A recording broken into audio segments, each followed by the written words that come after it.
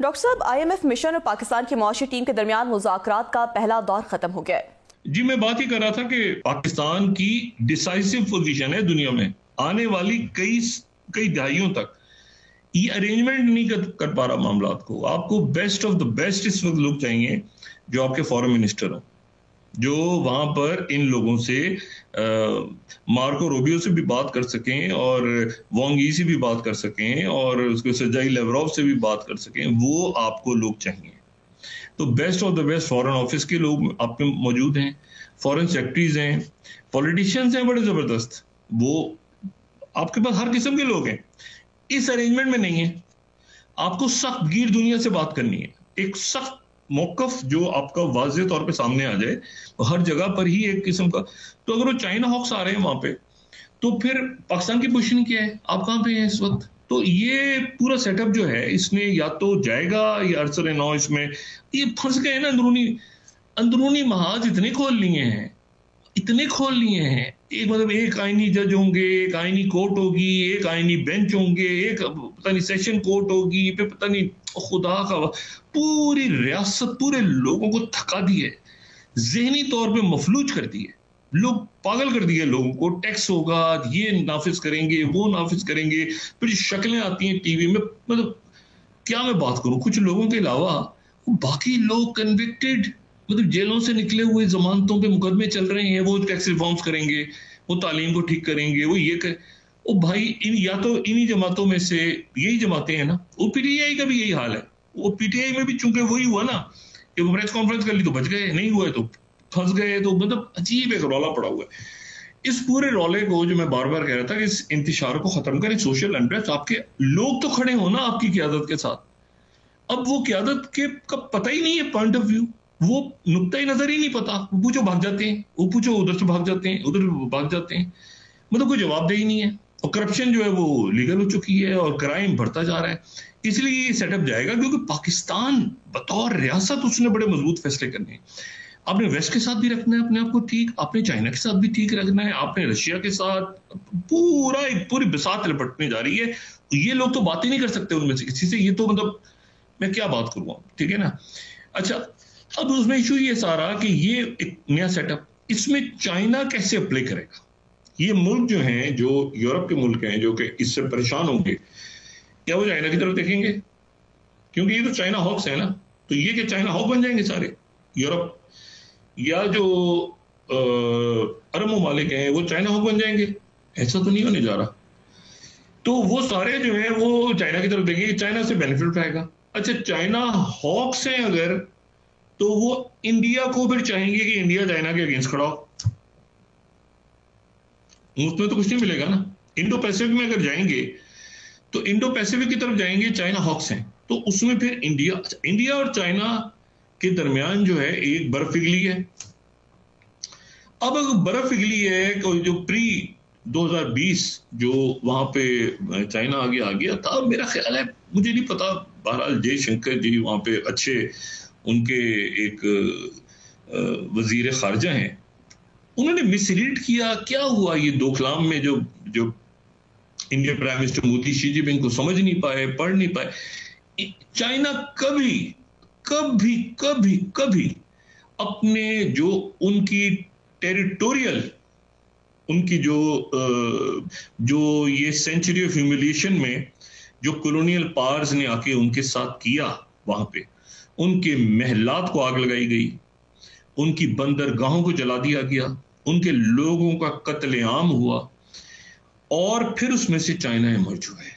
ये चाइना जो है ये इसको पीछे रखा गया हर तरह से। ये सनती इनकलाब का हिस्सा ना बने, यहाँ पे तालीम ना हो, यहाँ पर लोग जो है नशे के आदी हो जाएं, यहाँ पे वो गजब बहाया गया चाइना पे। चाइना उसमें से इमर्ज हो गया है। जब एक कौम इमर्ज होती है ना इस तरह की क्राइसिस से, एक पूरी दुनिया एक मुल्क के पीछे लगी हो, एक कौम के पीछे लगी हो, सिविल, तो जब इमर्ज होती है ना लोग, तो वो फिर इस तरह से इमर्ज होते हैं कि वो फिर कॉम्प्रोमाइज, वो बहुत प्लानिंग के साथ सोच समझ के आगे जाके यही सूरत हाल पुतिन की है। इमर्ज हुआ है ना, दोबारा इमर्ज हुआ है सोवियत यूनियन टूटने के बाद। तो एक दफा वो पूरा एक पावर से चाइना भी नीचे उसको गिराया गया और फिर वो इमर्ज हुआ। इसी तरह से रशिया को भी सोवियत यूनियन को नीचे गिराया गया, वो इमर्ज हुआ, तो वो मेमोरीज उनके साथ, उनके जेनों में, ये बड़ी सिविलाइजेशन है पुरानी। अब ये है कि इसी तरह इंडियन सिविलाइजेशन भी पुरानी है, ठीक है, हम भी ये यहाँ पे पाकिस्तान की सिविलाइजेशन भी बहुत पुरानी है, पर्शियन सिविलाइजेशन भी बड़ी पुरानी सिविलाइजेशन है। अच्छा, अब इसमें जो है ये जो इंडस सिविलाइजेशन, ये जो हमारी सिविलाइजेशन है पाकिस्तान की, ये भी कोई 1947 है नहीं, सब पुरानी, ये तो सैकड़ों हजारों साल पुरानी सिविलाइजेशन है। एतजाज हसन साहब की जो किताब है वो हमेशा मैं उसमें रिकमेंड करता हूँ, हाईली रिकमेंड करता हूँ कि उसको जरूर पढ़ें, जो इंडस वैली पे। अब इसमें इशू ये है कि ये यहाँ पर ये नई जो इमर्ज हो रही है अब दुनिया, तो उसमें बहुत से लोग बैलेंस करेंगे अपने आप को। चाइना उसमें वेलकम करेगा सबको, कि जिसको मसला है भाई, जिसको प्रॉब्लम है, क्योंकि ये सिर्फ हमारे हॉक्स नहीं है, ये आपके लिए भी हॉक्स हैं, ये आपके लिए भी बड़े टैरिफ्स लगाने जा रहे हैं, आपके ऊपर भी, आपको भी बड़ा बेइज्जत करने जा रहे हैं। तो हम तो गुडी गुडी हैं, हम तो बहुत अच्छे, आपको अच्छी टर्म्स पे चाहते हैं दुनिया आगे चले। तो चाइना जो है वो ब्रिक्स को खोलेगा, चाइना एससीओ को खोलेगा, चाइना के साथ मुल्क अपने ताल्लुकात बेहतर करेंगे, और उसके नतीजे में जब अमेरिकन ट्रंप एडमिनिस्ट्रेशन ये देखेगी कि ये हमारे हॉक्स, अगर हम इन पे प्रेशर डाल रहे हैं तो ये इनका टिल्ट चाइना की तरफ हो रहा है या होने का खतरा है। जैसे मैंने कहा ना, इंडिया के साथ बर्फ पिघली है चाइना की, जो बड़ी अच्छी बात हुई है। दोनों बड़े मुल्क हैं, मतलब सवा अरब की उनकी आबादी है, उससे ज्यादा आबादी है दुनिया में। तो वो जो है, क्या अमेरिका ये कहेगा कि इनसे लड़ो और या इनके खिलाफ असला जो है वो इस्तेमाल करो, हम तुम्हें दे रहे हैं, या दलाई लामा को भेज रहे हैं वापस, तो इंडिया ऐसा करेगा?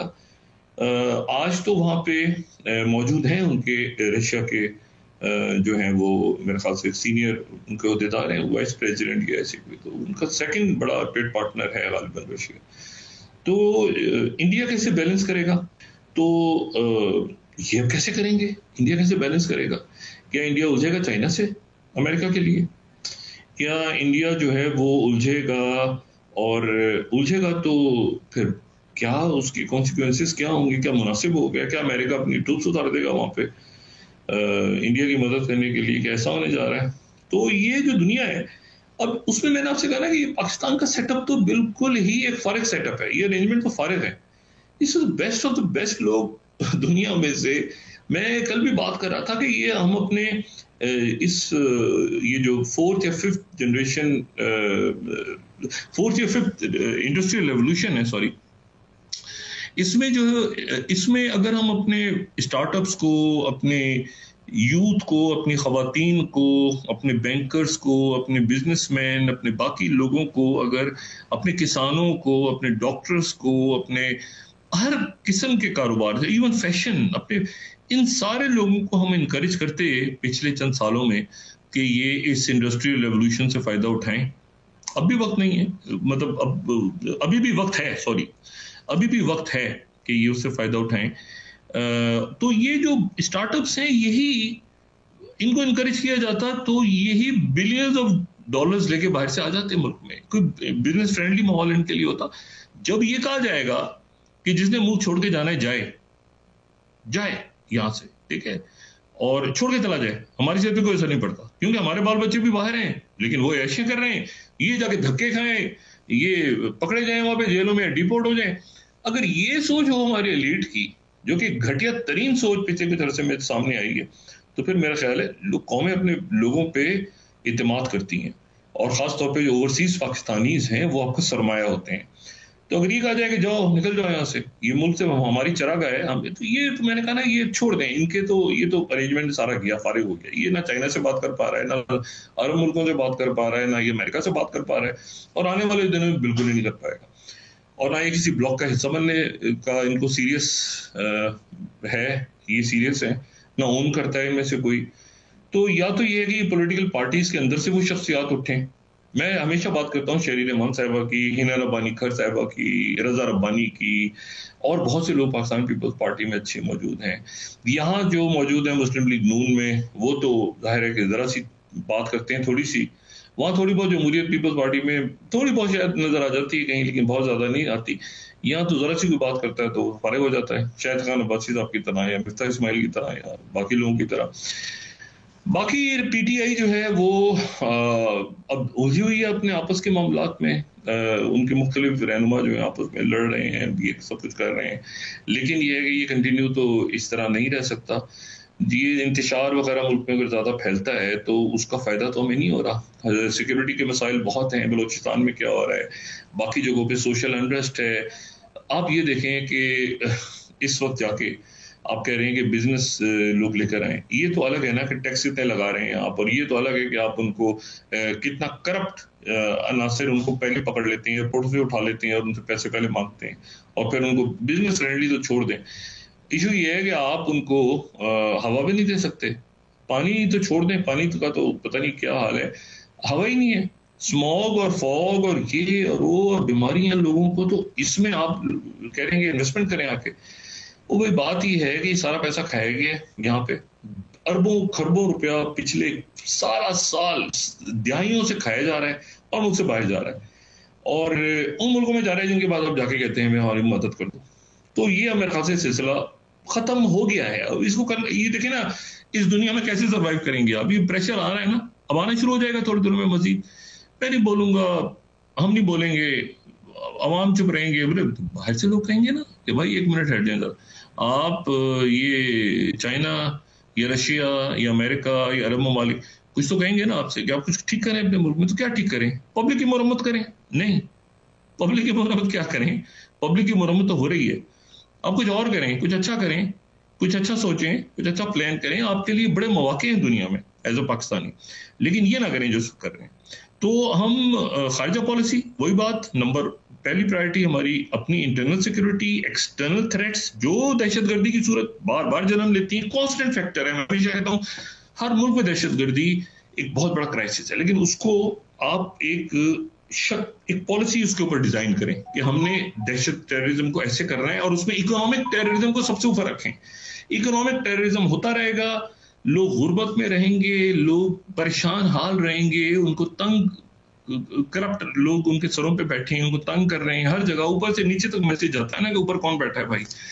तो वो उनको आप इस इश्यू से निकालें, उसके बाद आप देखें कैसा अवाम, कैसे लोगों में कैसा पोटेंशियल आता है, और बाहर से अपने पाकिस्तानियों को वापस बुलाएं इज्जत के साथ, उनको ओवरसीज पाकिस्तानियों को इज्जत दें।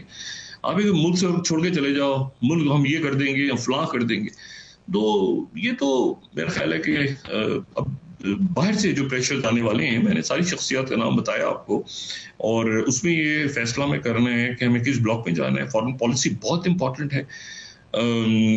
रियाज खोकर साहब अल्लाह ताला उनके दर्जात बुलंद फरमाए, और हमारे जो फॉरेन सेक्रेटरीज हैं फॉर्मर, वो बड़े वो तो पूरे इंस्टीट्यूट रहे हैं फॉरेन पॉलिसी के बारे से, और मसूद खान साहब हमारे, और बाकी बासित साहब, और बेशुमार नाम है, किसी का नाम लो। तो फॉरेन ऑफिस को एक्टिवेट करें, अच्छे वहाँ पे लोग हैं।